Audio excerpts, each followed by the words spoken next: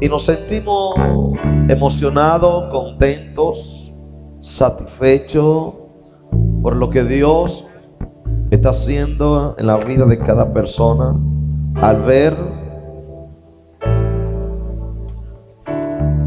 estos 7 expositores de la palabra de Dios trayendo cada uno una palabra dada por Jesús en el momento cuando Jesús estuvo padeciendo en una cruz por amor a nosotros.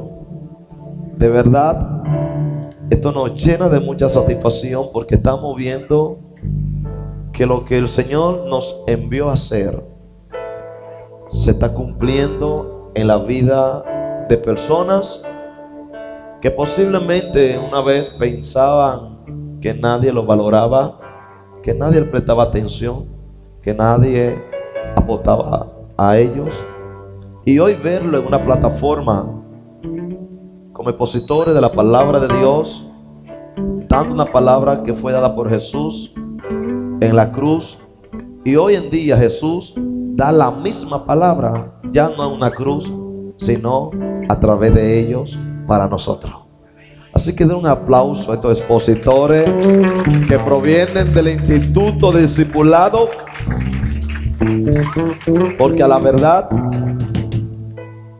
nos han sorprendido.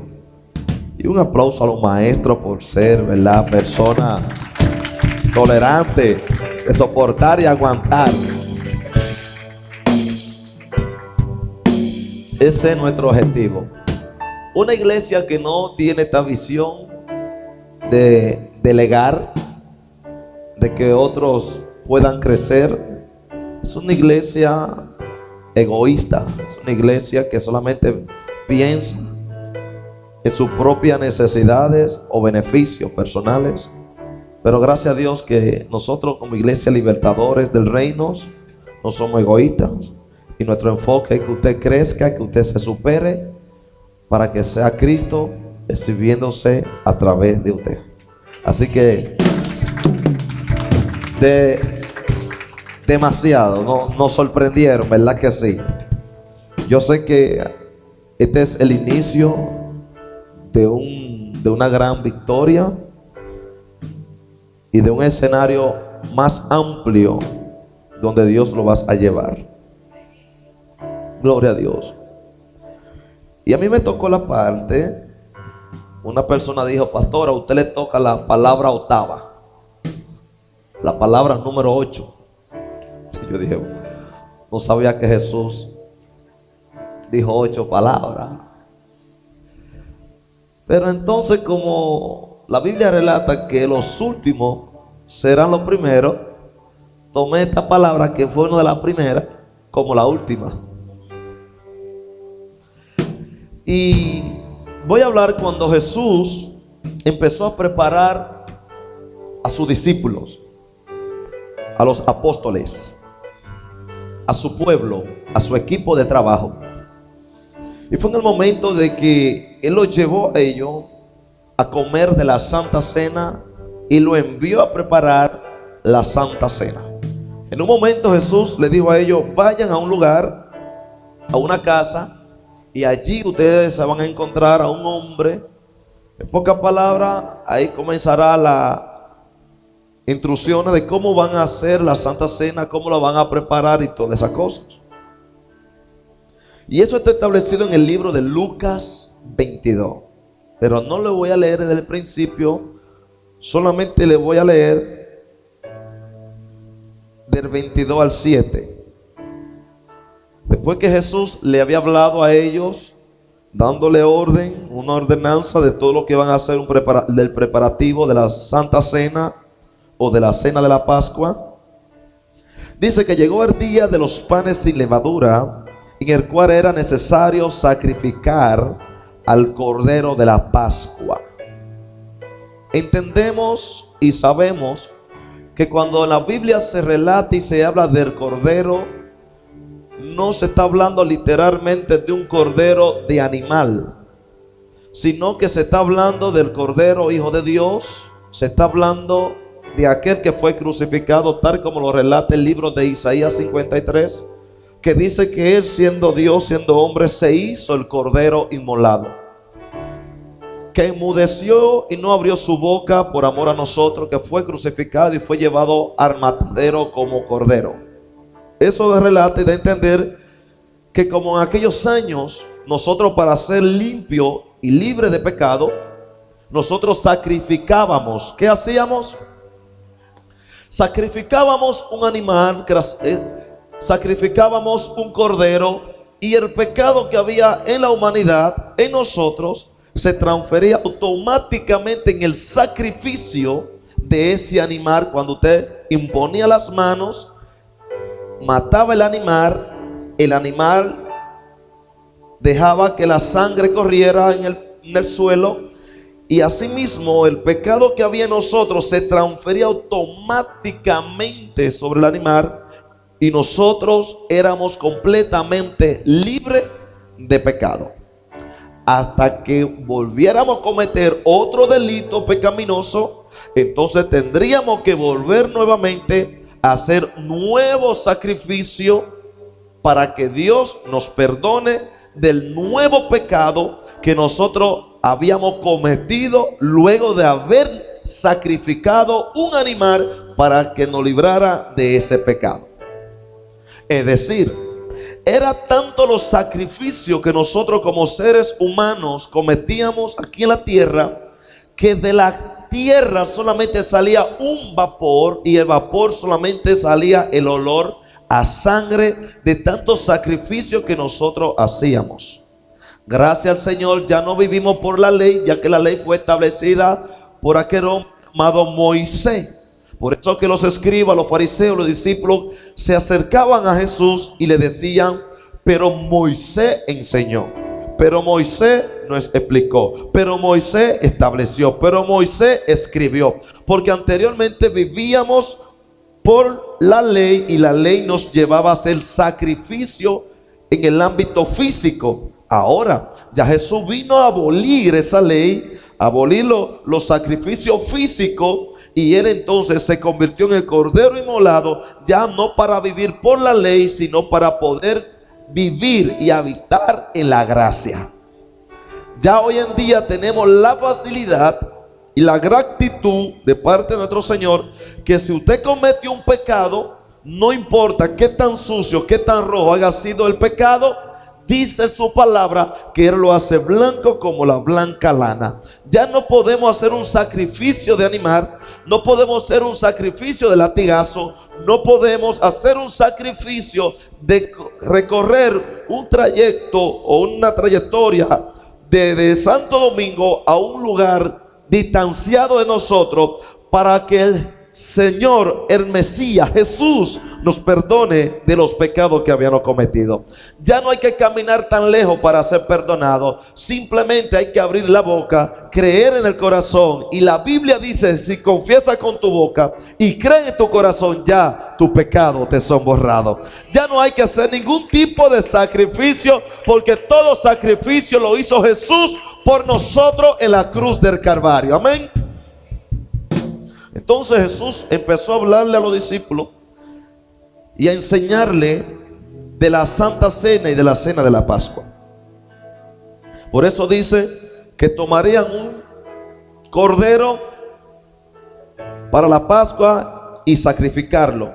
Y en el 8 dice: y Jesús envió a Pedro y a Juan diciendo: id, preparanos la Pascua para que la podamos comer. Cuando era la hora, se sentó a la mesa y con él los apóstoles. Es decir, Jesús se sentó en la mesa y con Jesús se sentó todos los discípulos. Es decir, los apóstoles se sentaron con él a comer de la cena de la Pascua. Y le dijo: cuánto he deseado comer con ustedes esta Pascua antes que yo padezca. Porque os digo que no la comerán más hasta que se cumpla el reino de Dios. Y habiendo tomado la copa, dio gracia y dijo: tomad esto y repartirlo entre ustedes, porque os le digo que no beberán más del fruto de la vid hasta que el reino de Dios venga.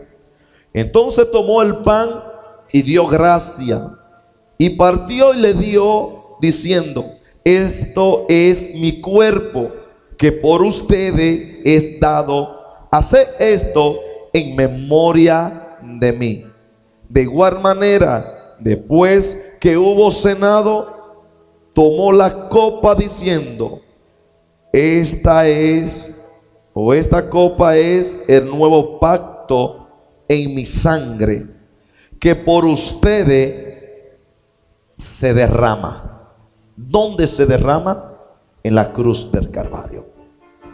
La Santa Cena se toma como un acto de arrepentimiento para reconciliarnos con aquel que se entregó por nosotros en la cruz y volver a empezar de nuevo una nueva vida.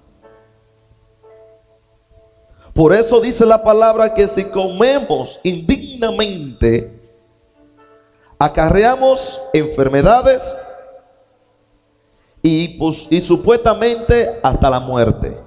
Supuestamente no. Acarreamos enfermedades y sobre todo la muerte. No dice que no comamos. Al contrario, que sí, que la comamos. Y antes de comerla, escudriñarnos o escudriñar nuestro interior. Escudriñarnos por dentro. No está diciendo que usted no puede comer de la Santa Cena. Dice que usted debe de comer de la Santa Cena, pero antes de usted comer de la Santa Cena, usted tiene que escudriñarse por dentro. Pedirle perdón a Dios por lo que usted ha cometido. Y luego que Dios le haya perdonado en el momento que usted haya confesado con su boca y haya creído en su corazón, usted está dispuesto y disponible para comer de la Santa Cena. 1 Corintios 11:27 habla el apóstol Pablo y relata y dice claramente sobre la Santa Cena. Es una enseñanza Pablo dándole a los corintios, así como hoy en día le estamos dando una enseñanza a los libertadores para que puedan comer de la Santa Cena con una mente transparente, clara y con conocimiento muy claro de lo que están haciendo. Y dice 1 Corintios 11:27: de manera que cualquiera que comiese de este pan o bebiere de esta copa, indignamente será culpado del cuerpo y de la sangre del Señor. ¿Qué será? Culpado. Por tanto, pruébese. Está diciendo escudriñese, investíguese bien por dentro. ¿En qué usted ha fallado? ¿En qué usted ha cometido pecado? Por tanto, pruébese cada uno a sí mismo y coma así del pan y beba de la copa. Porque el que come y bebe indignamente, es decir, sin escudriñarse por dentro, sin pedirle perdón a Dios por los pecados que ha cometido, la Biblia dice que aun cuando usted tiene que hacer las cosas buenas y no las hace, Dios se la considera como pecado. Si usted en un momento se le presenta la oportunidad de ayudar a alguien o de darle algo a alguien cuando lo necesitaba y usted no lo hizo, Dios ve esa actitud suya como pecado. Oiga eso. Eso es por si en dado caso usted piensa que usted no ha cometido pecado, aun cuando no hace la cosa buena, Dios se la considera como pecado. Posiblemente daría a entender que el no congregarse sea pecado, ya que estaríamos en contra de lo que habla la palabra de Dios y lo que ordena el Padre Celestial, no dejar de congregarse como muchos tienen por costumbre. Eso da a entender que estamos siendo desobedientes, y al ser desobedientes estamos fuera de lo merecido de parte del Padre sobre nuestra vida. Eso da a entender que aún usted no congregarse o faltar un momento de reunión que usted vaya a tener con su Padre Celestial y usted no llegó, El Padre lo veré a usted como una persona, como un hijo rebelde. Y a verlo como un hijo rebelde, simplemente le va a decir: siéntate y vamos a hablar. Vamos a ver qué fue lo que te sucedió. Según la excusa que tú le puedas dar al Padre, es lo que puede validar si el Padre te perdona o te castiga. Según la excusa que usted tenga para el Padre, decir: ¿por qué motivo no pude estar contigo en la reunión cuando estuviste con tus hijos para compartir la Santa Cena, y ese día yo no pude venir por X razón de emergencia que se me presentó? Entonces ahí es donde el Padre determina si usted es o no es merecedor de recibir el perdón. Es decir, que también aún en esa cosa que a veces nosotros decimos: yo no he fallado, yo no he pecado, quiero decirte que si no obedecemos lo que el Padre nos habla de que debemos de hacer, estamos siendo pecadores, porque estamos siendo desobedientes al Padre. Esperen unos a otros. Cuando ustedes se sienten a la mesa a comer, como hoy nos vamos a sentar a comer la Santa Cena, dicen: no coman sin esperar a que ha de venir, para que puedan todos compartir del mismo manjar, que es la Santa Cena.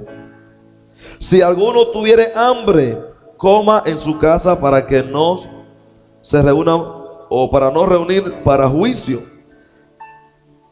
Entonces estamos viendo cómo Pablo está hablando a los corintios antes de comer la Santa Cena. Lo está preparando bien para que cuando coman de la Santa Cena hagan algo completamente íntegro, y que no haga ninguna condenación, ni que alguien venga a juzgarlo, ni mucho menos Satanás venga a culparlo después que usted haya comido de la Santa Cena. No hay una cosa más que se pueda producir en nosotros cuando nosotros nos creemos algo, aún no carguemos con eso. Vamos a decir, a usted podrían decirle: usted está enfermo de X enfermedad, y cuando viene a ver, el médico le dio el diagnóstico falso, y al final usted termina muriendo con esa enfermedad, aunque no tuvo la enfermedad. ¿Por qué motivo? Porque usted se lo creyó.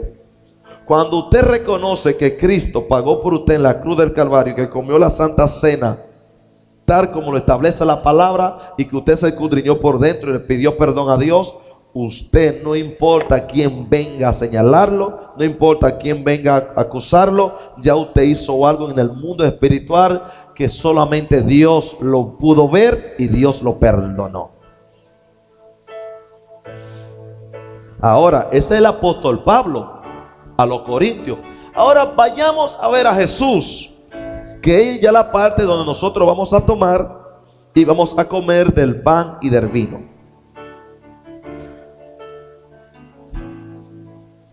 Primera de Corintios 11:23 dice: porque yo recibí, el mismo Pablo hablándole a los corintios de la enseñanza que había adquirido a través de Jesús. Porque yo recibí del Señor lo que también le he enseñado, que el Señor Jesús, a la noche que fue entregado, tomó pan. Présteme un pan, por favor, de ustedes. Tomó pan, y habiendo dado gracia, lo partió y dijo: tomad, comed esto, es mi cuerpo, que por ustedes es partido. Haced esto en memoria ¿de quién? En memoria de mí. Y habiendo dado gracia, lo partió y dio. Y en el 25 dice: asimismo también la copa después de haber cenado. Y al tomar la copa, asimismo también la copa después de haber cenado, diciendo: esta copa es el nuevo pacto en mi sangre. Haced esto todas las veces que la bebiere en memoria de mí. ¿Algunas veces? Todas.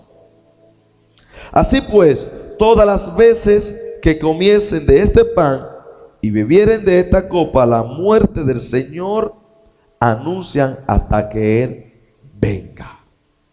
Lo que vamos a hacer en esta hermosa mañana hermoso día de la resurrección de nuestro Mesías es que vamos a pasar a tomar la Santa Cena. Vamos a ir a nuestros lugares y antes de comer la Santa Cena vamos a escudriñarnos bien por dentro. Y ahí usted y Dios, usted le va a pedir perdón a Dios por todas esas cosas que usted haya cometido. Oh, yo siempre amaré esa cruz y en sus triunfos mi gloria será. Y algún día en vez de una cruz, mi corona Jesús me dará.